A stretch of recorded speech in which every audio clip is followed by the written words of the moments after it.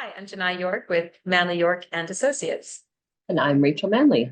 We're here to talk about what happens right before you take possession and how to ensure that the conditions that you've set out in your contract are met. When you do an offer to purchase a house, we will write in both subjects and conditions. Subjects are things that have to be performed by a certain time frame prior to giving the final deposit and making the deal go firm.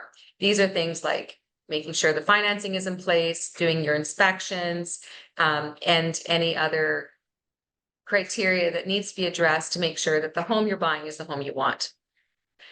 But on top of that, in a contract, there's also conditions.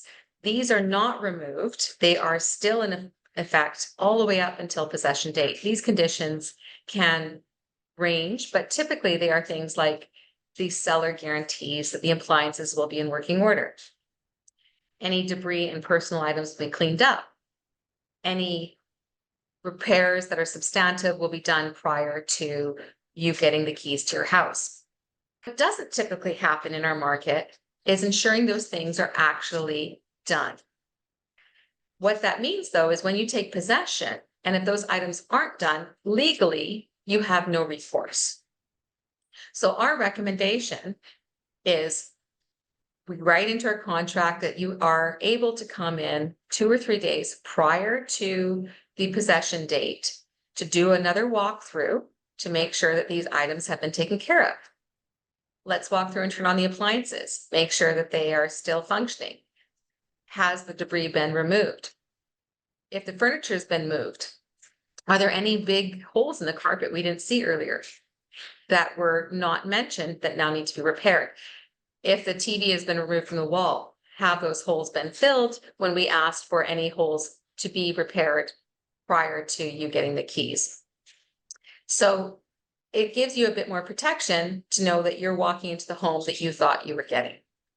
For that, Janai, actually, we've had some pretty good experiences. A lot of people are really good at cleaning up their house, taking their debris, making sure everything is move-in ready for the new buyer. There's circumstances where that might not be the case. I had a possession date scheduled, and it actually, unfortunately, it was my seller, but so the buyer showed up and basically a lot of things are still in the house and the garage is completely full. We had to make a last minute decision to hire a junk removal company and just get it done.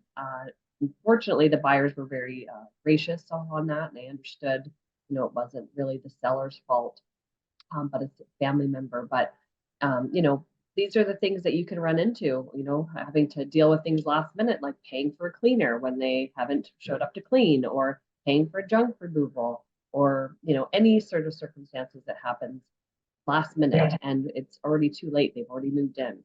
If you've removed subjects because you've been able to do your homework, but the conditions haven't been met and you've already taken possession, the title's already transferred to you, legally now all of those costs are yours to bear.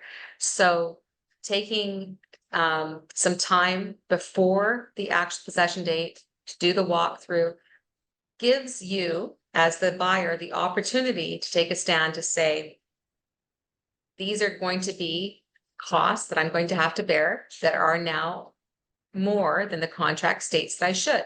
So seller, you now have the responsibility to either provide some sort of, monetary compensation prior to possession, or we may hold back a bit of that purchase price until these items are completed that have been laid out in the contract. As soon as you actually sit down with the lawyer and do the signing and the possession date is passed, then you've actually said you agree that all these conditions have been met, even if they haven't. And so our advice is, let's make sure that we do that walkthrough prior to you actually doing the possession.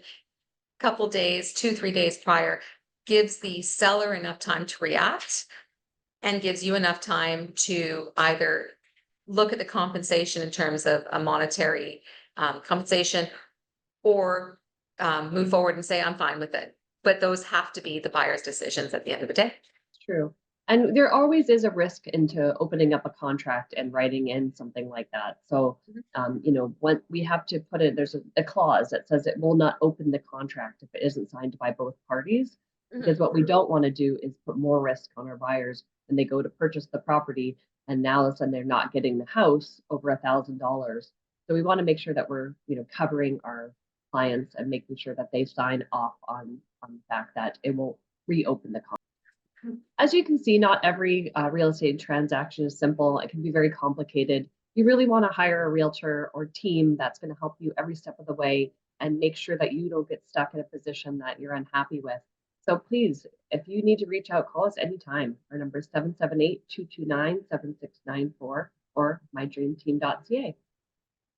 Let us help you go from the life you live to the life you dream about.